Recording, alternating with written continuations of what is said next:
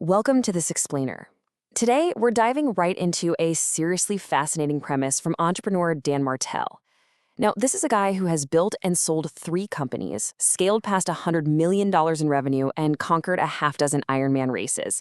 So, you might think his secret is possessing some kind of superhuman willpower, right? Well, actually, scratch that. It's not willpower at all. His core premise, and what we're going to unpack today, is that being consistent and doing hard things is actually pretty easy. Look, we need to bust a massive myth right out of the gate here. Relying on raw discipline, it's a losing game. It literally doesn't work. Constantly forcing yourself to white-knuckle your way through difficult tasks just leads straight to burnout, not success. If you want to be more consistent than 99% of people, you've got to stop relying on sheer grit and instead plug into a very specific structural formula. Okay, let's dive into this.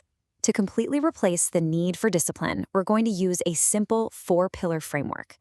Upgrade your identity, design your environment, embrace public accountability, and finally, let time do the work. Starting off with pillar number 1, upgrade your identity. This is all about making the shift from what you want to who you need to become. You see, when we fail to stick to a new habit, we usually think we have a consistency problem. But the truth? You actually have an identity problem. I mean, think about it. Most people say, I want to lose 50 pounds. But a high performer? They ask, who do I need to become to lose 50 pounds? Or, as Dan likes to frame it, how to release 50 pounds. When he decided he wanted visible abs, he didn't just blindly start hitting the gym. He sat down and asked himself how a person with visible abs actually acts. How do they show up every day? What are their habits when they travel or when they're eating at a restaurant? You literally have to act exactly like the person with the results before the results ever actually show up. And to successfully make this shift, you've got to apply what's known as the 300% rule. This is exactly what it takes to fully embody a new identity. First, you need 100% clarity on exactly what you want. Second, you need 100% belief that you can actually do it, like you have to feel deeply worthy of hitting that goal. And third, you have to hold on to that belief 100% of the time. So the absolute crucial realization here is this: you don't get what you want, you get who you are. The universe rewards your identity, not your desires. If who you are right now isn't getting the results you want, well, it's simply time for a major software upgrade. But here's the thing, a new identity needs proper infrastructure. That brings us to pillar 2, design your environment. Make good habits wildly easy and bad habits incredibly hard. Because your environment is always doing one of 2 things. It's either working actively for you or it's working actively against you. Dan's friend Scott has this brilliant piece of advice. He says it's easier to avoid the dragon than to slay it, meaning don't require yourself to be in a perfect headspace just to make a good decision. Instead, remove the bad choices entirely. If you get decision fatigue getting dressed in the morning, just only own blue shirts. If you want to stop eating junk food late at night, take all the snacks you normally crave and hide them in some weird, creepy basement crawl space so you actually have to work to get them. Avoid the dragon, guys. Don't try to fight it. Let me share a perfect anecdote of designing for extreme ease. So Dan wanted to read more, right? But he noticed the friction was usually just not having a good book directly on hand when he had downtime. So what did he do? He made the 3 Kindle investment. He bought 3 digital Kindles, synced them all up perfectly, and placed one right next to his bed, one downstairs in his morning chair, and one in his travel bag. Boom. He never had to remember a book again.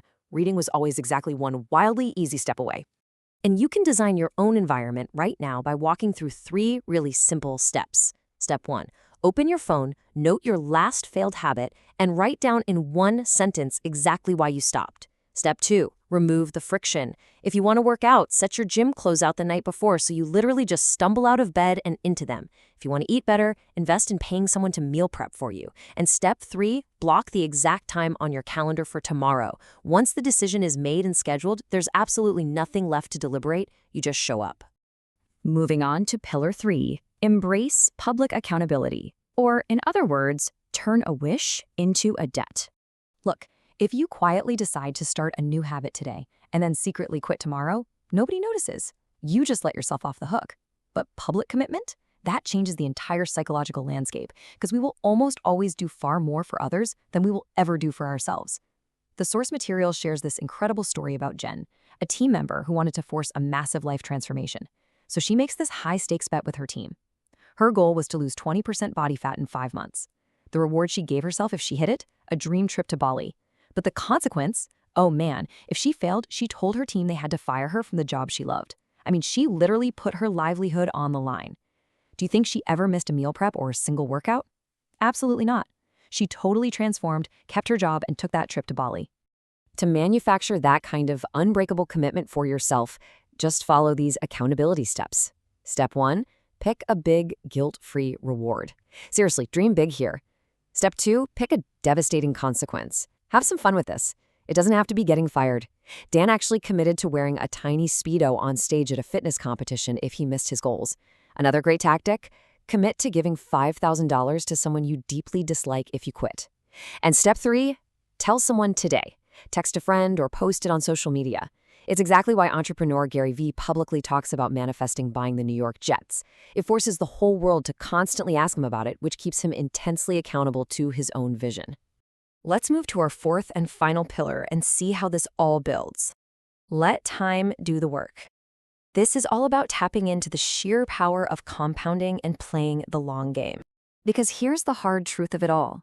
You can do those first 3 steps absolutely perfectly. You can define your identity, design your environment, tell the whole world, and you can still fail if you quit too soon.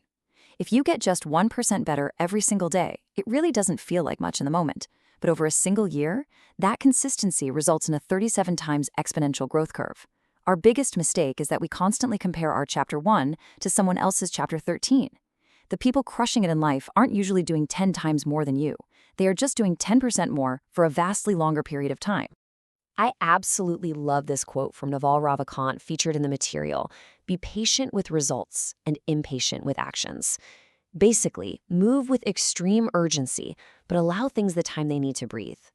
Dan anchored this whole concept by committing to making YouTube videos for a decade without missing a single week, which, by the way, is how he eventually hit 2.5 million followers.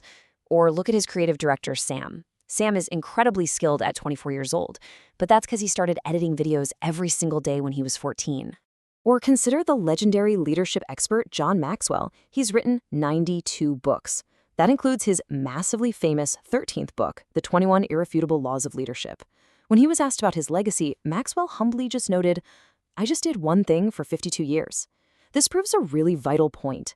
The people we put on pedestals as these untouchable geniuses are very often just regular people who simply picked a thing and didn't quit before compounding had the time to do the heavy lifting. So to make sure you never quit before the magic happens, outline these 4 rules. Step 1. Write down one thing to do daily that makes everything else easier. Just one. Step 2. Write today's date underneath it. This right now is day 1. Step 3. Pay attention. This is the golden rule. Never miss 2 days in a row. Missing 1 day, that just makes you human. But missing 2 days, that starts the downward spiral that completely ruins habits. You have to protect that boundary at all costs. And step 4, break your journey into manageable chapters. By visualizing your consistency in chapters, you effectively manage your own expectations. Days 1 through 90, honestly, that is pure survival. Do it ugly, do it hard, just get the reps in. Days 91 to 365, that's about building momentum. You're finally feeling the rhythm. And days 365 to 1,000, that is compounding. That is where exponential growth finally explodes. I strongly encourage you to actively celebrate surviving those ugly early days just as much as you'll celebrate the massive growth a year later. So we've covered the complete formula to make consistency automatic and totally bypass the myth of discipline. You upgrade your identity, design your environment, embrace public accountability, and let time do the work. I want to leave you with a final provocative thought to really spark some action today. Looking at everything we've just uncovered, what is the one thing you are committing to starting today?